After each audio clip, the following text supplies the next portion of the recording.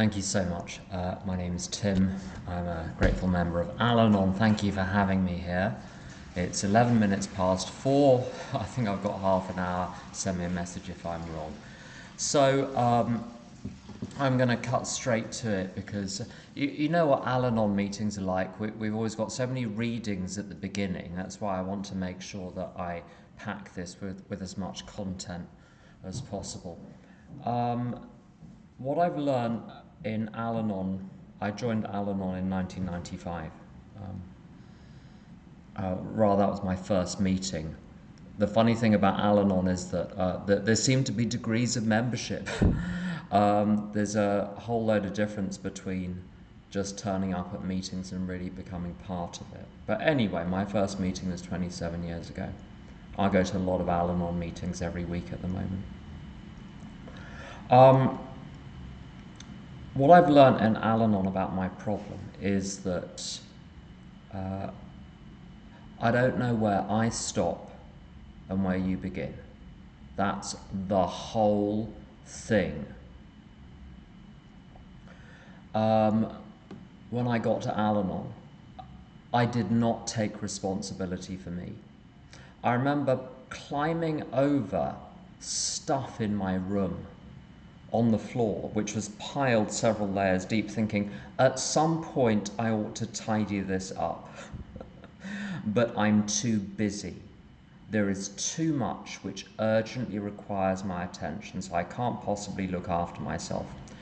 Who has time for dentists?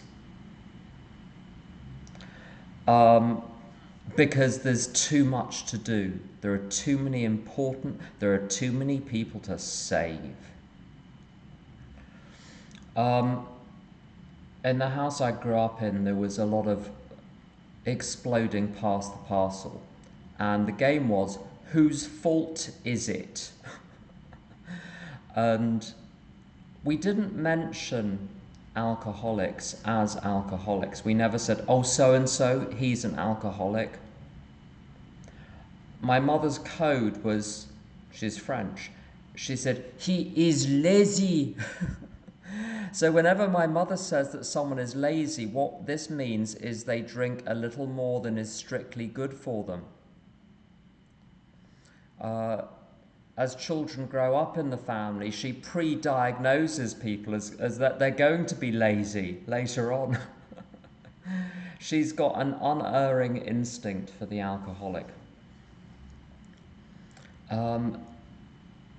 It's always someone's fault, but it's never your own fault. Everything is someone else's fault.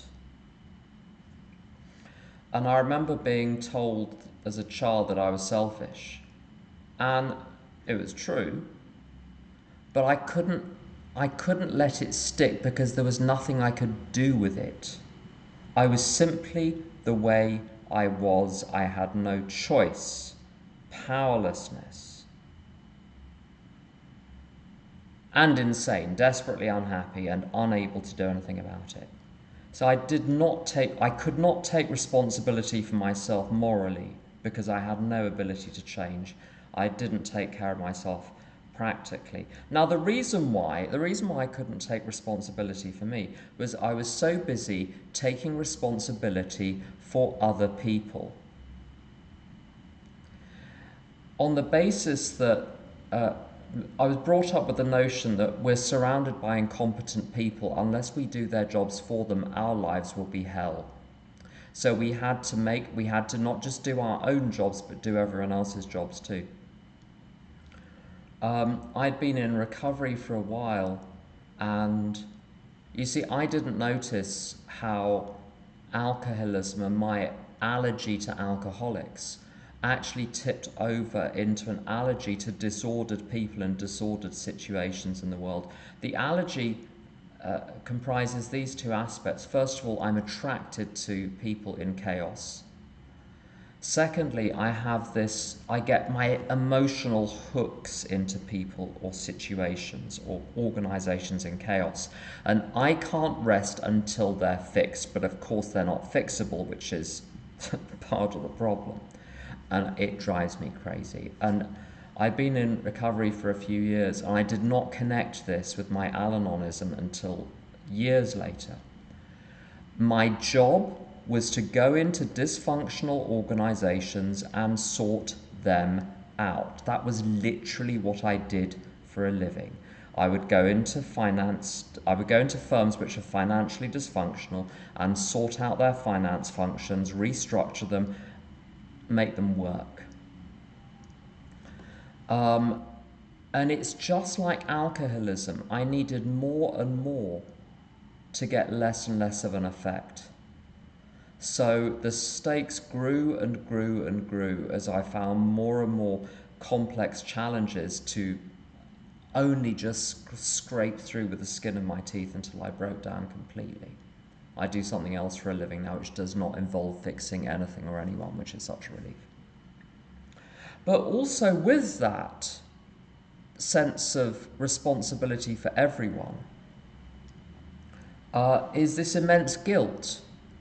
I'm the sort of person who, I know you're all nice and all recovered, I'm sure, so I know none of you will ever do this.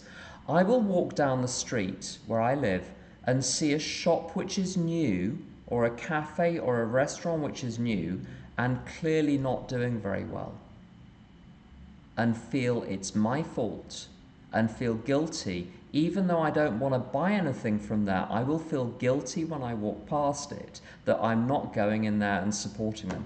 I don't want their goods or services. I don't need their goods or services. I could care less for myself. But for them, I'll feel guilty. So I can't take responsibility for me, but I can take responsibility for you. We haven't even got to the crazy bit. I don't let alcoholics and addicts and other disordered people take responsibility for themselves. I will put up with atrocious behaviour in the hope that the alcoholic will turn the corner real soon and it will all have been worth it. It's just like gambling at Las Vegas. Because you've put so much on the table already, you've invested so much in this person, you might as well see it through. But the house, with alcoholics, my experience is the house always wins. And this complete failure in AA, apparently, they talk about this strange mental blank spot. And I have a strange mental blank spot with alcoholics. I will not even realize they've been drinking. And this is the funny thing for someone who is so attracted to alcoholics. It will just not connect that the reason they're being so erratic is because they are drunk. I won't even hear it in the voice. It's the weirdest thing. I can be so sensitive to other things in my environment. The slightest change in someone's tone of voice I will see. But the fact that someone is blind drunk, I will miss. And I remember I was with one of my little alcoholics many years ago at dinner. The alcoholic's family were visiting, the sister and the brother-in-law. We booked a nice restaurant. We were at the restaurant. It was Friday evening. And my little alcoholic, I don't know if he'd been drinking that day, but I think he'd been taking some Xanax or some Klonopin or something. And I saw him I saw him falling forward just very, very slowly into I propped him back up again. And I heard, and this was years, I'd been in Al-Anon for years at this point, but obviously I'd been paying attention, but I hadn't been applying it to me. I could spot an Al-Anon slip in someone else, but I couldn't spot it in myself. I said to the sister, he's had a long week. I could not let him suffer the consequences of his actions. And then I rush across town for people when I've got other things I need to be doing. But the really remarkable thing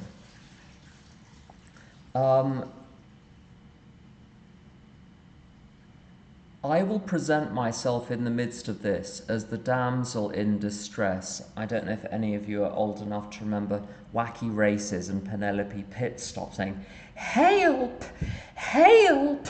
And then the mob of rather seedy men come to rescue her. Well, that was me. And for people to rescue me, I won't find someone who's actually capable of rescuing me. I will try and get an alcoholic to rescue me. You see, in step 2, it talks about insanity. This is insane. Because ordinary folks, boring, and alcoholics are a lot of fun. In fact, they're a lot of fun until they're not. But you stay with them because you think they're going to become fun again any time now. So I would play damsel in distress, but the damsel in distress would suddenly turn into the witch. So in the house I grew up in, or failed to grow up in, there was an addict who was gone a lot. There was my brother who was alcoholic, who committed suicide in his late 20s on my mother's birthday, having sent her a letter saying that he couldn't ever see her again because he found the atmosphere too oppressive. And the trouble in my family did not come from the alcoholics and the addicts, because they were gone or dead. It was the Al-Anons who were the poisonous ones, and the untreated Al-Anons, and I absorbed that poison into my system and became the oppressive, blaming monitor. So if I felt bad, it was your fault. The blame thrower. This problem, this Al-Anon problem of mine, where I can't take responsibility for me, but I will take responsibility for you. I can't let you take responsibility for you, but I make you responsible for me. That is the insanity which I'm seeking restoration from in step 2. And I've learned an awful lot through the steps. In fact, I've learned everything there is to learn really through the steps, and I have to say as well through the traditions and the concepts. But for me, what this is a spiritual program. It's not a medical program. It's not a psychotherapeutic program. It's not any of those outside things. There's nothing good or bad about any of those outside things. They didn't help me with my Al-Anonism. I tried all sorts of helping professionals side by side with Al-Anon and learnt enough about the mechanics of how my mind worked and exactly what it was in my childhood that had taught me to respond in the way that I did. I knew enough to kill me and others, but I couldn't do anything about it.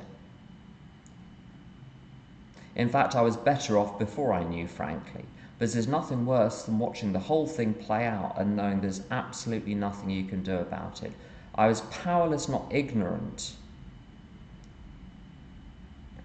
It was the powerlessness which was the problem. And for that, I needed a power greater than myself. There are people that do this without God. I don't know how. If you want to find out how, you have to ask someone who's done it without God. I don't know. What this is about, the solution that I've found, is to stay inside my hula hoop. I am 100% responsible for my beliefs, my thinking, my behavior, my values, my attitudes, my emotions, my external world, and my internal world. And you are 100% responsible for your beliefs, your thinking, your behavior, your values, your attitudes, your external world, your feelings, your internal world. I'm over here, you're over there. I'm responsible for me, you're responsible for you. And some of my favourite slogans that I've heard in Al-Anon: let it break around you. I remember phoning. My mother did one of her emotional blackmail things, God bless her, where I refused to do something which would have been inappropriate for me to do, and I'd run that past a sponsor. And I said to my mother, I'm not going to do this, not appropriate. I'll pay for a professional to do it properly, but I'm not going to do it. And my mother, first of all, she threatened to disinherit me. It's one of her things. She's always off to the solicitor to have the attorney to have the will rewritten, which is she does it in 28th parts. I don't know where 28 came from, but it's great for rewriting the will when you've got a lot of people. You need to tell people you've been demoted. And she threatened suicide. And I told Maureen, and Maureen said she may commit suicide, but it won't be your fault. She didn't say, oh no, honey, she'll be fine, she won't do it, it's just bluster. She said, no, she might do it. Let it break around you. Sometimes they die, and it's ugly, and you get to have a ringside seat for it. Let it break around you. From an Al-Anon in Texas. Leave him lay where Jesus flang him, step over the body, get on with your life. I got a call in the middle of the night once from someone who said, I won't go into graphic details, there'd been a suicide attempt of sorts. I ascertained whether there was any danger to life in that moment. There wasn't, so I told him to go to the local emergency room to get himself patched up. And I turned over and went to sleep and slept soundly because I turned him over to my higher power. I said, higher power, you're going to have to look after him. It's not my job. My job is to look after me, to save the only life which I can save, which is my own. And to do that, I need a good night's sleep. Please help me sleep. And I slept. I don't need to think about someone who's not in the room right now. It's amazing how a person can construct a life to minimize the impact of crazy people. And I'm incredibly careful who I let into my home. I'm incredibly careful who I let into my schedule. All of the people that, as an adult, I wrote about in my step 4 that I had problematic relationships with, I chose them. All of them. All the jobs where I was complaining, I chose the job. The people I lived with, I was complaining about. As an adult, I chose them. I get to choose who I have in my life, and I choose sane people today. What else do I need to know? My life is very, very simple. Put my own oxygen mask on first. I look after my sleep, my diet, my exercise, my physical health, my spiritual health. I have a good hour, I'll finish in the next minute. I have a good hour of step 11 in the morning. I say to my higher power, what do you want me to do today? God provides everything I need, everything. Even if it's through another person, it's from God, which means my total reliance is on God, not on other people, because other people cannot be placed in that position. And my job is simply to go through the world doing whatever job God has given me to do today, and the results are none of my business. The effects, the ramifications further down the line, none of my business.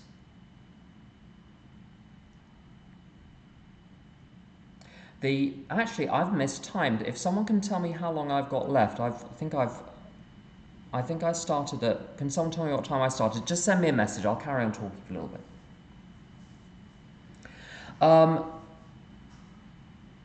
I go through the day, I fulfill the obligations I'm supposed to fulfill, and when I get to the end of the working day, I shut my computer and it's gone. I ban myself from thinking about work when I'm not at work. I ban myself from thinking about the administration of my life. Oh, good, I've got 8 minutes left before the 5-minute warning. I thought the time had gone quickly. Marvellous. Oh. Because this is the thing. In God's kingdom, there are no adults. There are only children. Children of God. Children of God. And as a kid, yeah, I've got some things to do. I've got my schoolwork to do, which is the fulfillment of my obligations during the day. But then when I finish fulfilling the obligations, I take it, I'm pretty good at it these days. When I leave the office, I do all of my obligation stuff in the office, all the household bills, all the running of my life I do in the office so that my home is not infected with it. And when I leave the office, it's left there. And when I get home or on the way home, if something about work or some obligation or something financial bothers me, I visualize it being wrapped up in a little pink bubble and the pink bubble floating up to the higher power, and I say, thank you, higher power, for looking after this for me. I can't look after anything. I can't run anything. The only thing that I'm in charge of running is the next right action. That is it. That's it. One of my favourite passages in the Al-Anon literature is in Making Crises Work for You. I think that's the title of one of the books. And there are a couple of pages which have all the tips I need to know about dealing with other people. There's this wonderful line: you can't expect reason from an unreasonable person or logic from an illogical person. I did not know this. This was new information. And I've got, you see, the tricky thing about alcoholics is if you're normal folks, you know they're crazy. If you're an Al-Anon like me, everything they say sounds super plausible, and you get sucked into the narratives about why their drinking is okay or how their most recent attempt at recovery is going to work this time. And even though they're trying to balance it with all sorts of other things, I'm sure it will work. And part of me just nods along with this. But then what I'll do, I'll start to argue with them. I'll start to get in the ring. I'll start to discuss with them. There's an alcoholic in my life who I've known for about 12 years, and he's been in or around the world of recovery for a long time, decades. And we had a long discussion the other day where I thought, okay, we're really getting somewhere, really, explaining things. And then it occurred to me, we've been talking for 12 years and he's 6 days sober. Tim, stop talking. It's not helping. The reason he's only 6 days sober was not because I hadn't explained it well enough and carefully enough. This is not why they're drinking. It's not lack of information on my part. It's not because I haven't put it carefully and cleanly and clearly enough. A friend of mine was talking to a very nice lady in Al-Anon who had a 14-year-old kid, and she would shout at the 14-year-old kid, and the 14-year-old kid would shout back and wouldn't do anything. And he said to her, "Why are you shouting?" She said, "Well, I have to tell him what to do." And my friend said, "When was the last time he did what you told him to do?" She said, "About 3 years ago." He said, "Why are you still talking? Why are you still doing it?" And that's the really scary thing. If I stop, what's going to happen? See, it's going to happen anyway. The reason I'm talking, trying to explain it to them, trying to fix them, is so that I don't feel guilty when the inevitable happens. So I've just got to get out of the way and let them follow their own path, and either they get it or they don't. But I can be all right, whatever the circumstances, whatever is going on. Some more things I've learned.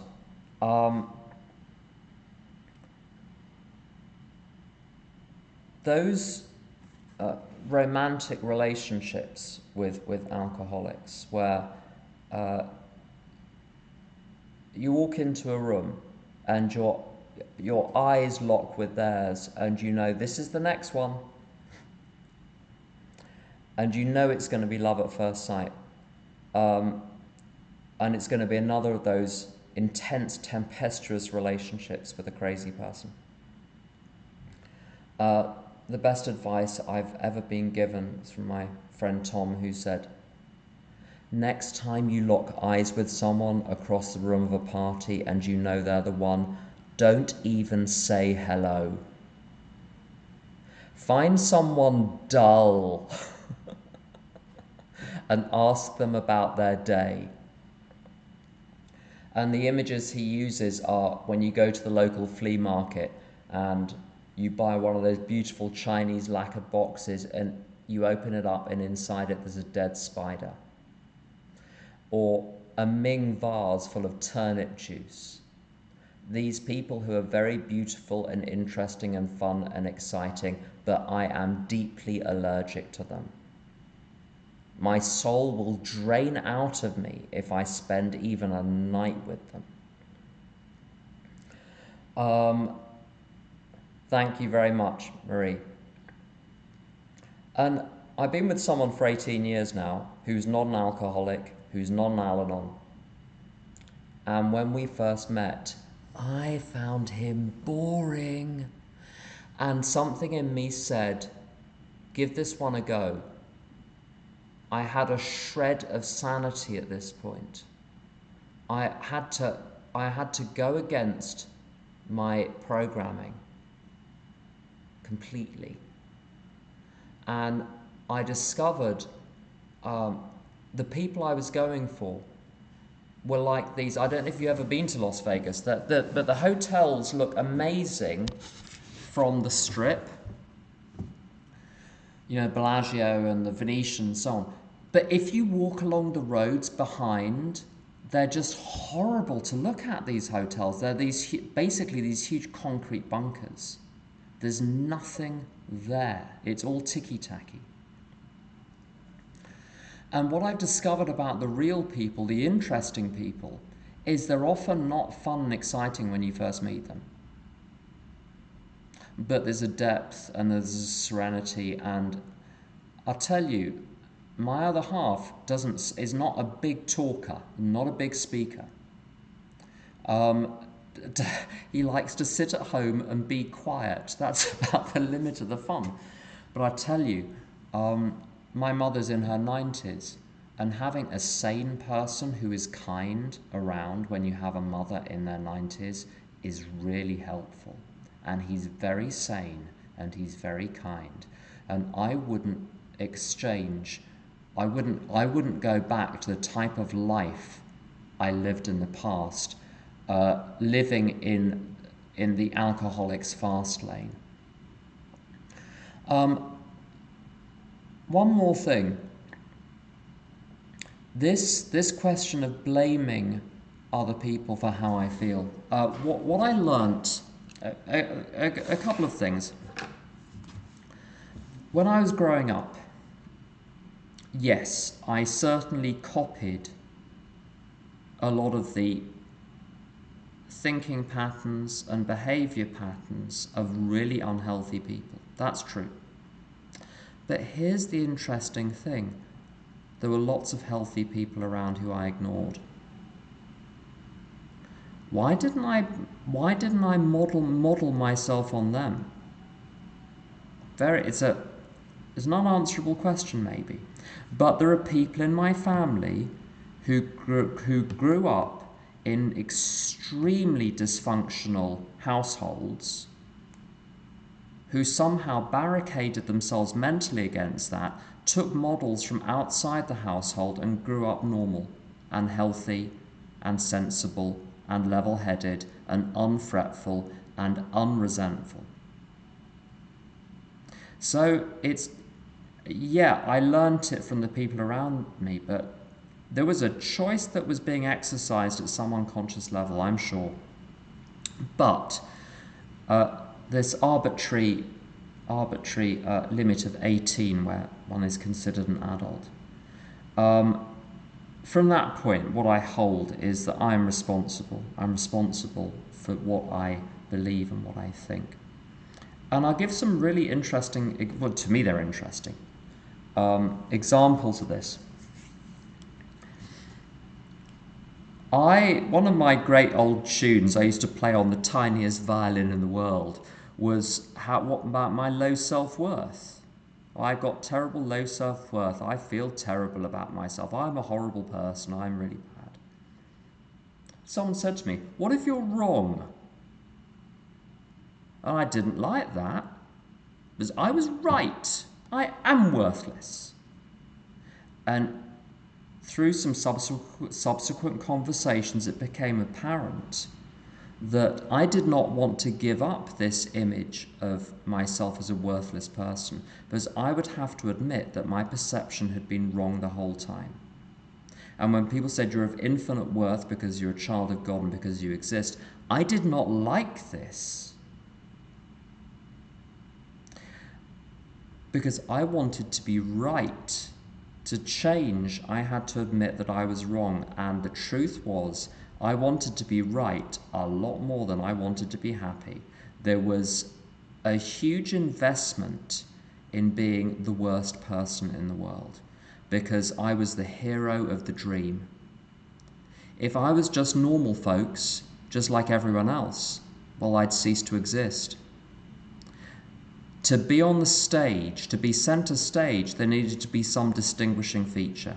And if I couldn't be better than anyone else, being worse than anyone else, well, that will do. The thing that I was frightened of more than being worthless was being invisible, not existing. And the interesting thing that I found is that in recognizing that I'm wrong, I'm of infinite value because I exist and so is everyone else, including them. We all know who they are. They're of infinite value too. That question is now settled, and I can get on with my life. And when I get on with my life, I become invisible because I'm not thinking about myself, because I don't need to think about myself. I need to think not about my life, but about my conduct of my life, which is the only thing I'm responsible for. And the last thing is, I'll tell a little story, then I'll wrap it up. A bloke goes to see a rabbi and says, I'm having terrible trouble with intrusive thinking. And the rabbi says, well, I understand. Now there's another rabbi 150 miles away. Go and see him this Friday, and he'll teach you about how to deal with intrusive thoughts, which were plaguing this man. Anyway, he turns up, beginning of the Sabbath, knocking on the rabbi's door. No one answers. He sees them bustling inside, knocking, nothing happens. They ignore him. He goes and sleeps in the synagogue. The next morning there's a service in the synagogue. He bounds up to the rabbi afterwards. The rabbi is completely charming, just lovely, invites him to lunch, the whole works. And he says to the rabbi, this is very nice, but I knocked on your door last night and you completely ignored me. And now you want me to come round for dinner. And by the way, you know, because a letter was sent, that I was sent to you for you to help me with my problem of intrusive thinking. He said, oh, I've already helped you with that. You see, just because someone knocks on the door doesn't mean you have to answer. So all of my negative thinking, the resentment, the fear, the worrying, the fretting, the malicious thoughts about people, the attack thoughts, the plotting, where are we going to hide the body? All of those thoughts, the envy, the jealousy, I'm not forced to think any of those. The temptation to think those, I have no control over. But the question is, when the thought occurs to me to think, do I dismiss it and get back to what I was doing, or do I run with it? And what I've been taught to do in recovery systematically is to be extremely selective about what I let myself think, and to ask my higher power, is this a thinking pattern I should be engaging in? And the truth is, I always know now, if it's got darkness or fear in it, it is not my thinking to be thought. So, being a guardian, no one else can be a guardian of my mind for me. and I can't do it without God. So that's why my total reliance has to be on God. Other people can instruct me, but I'm the one that has to take up the instructions and run with them. I'm going to stop there. Thanks for listening.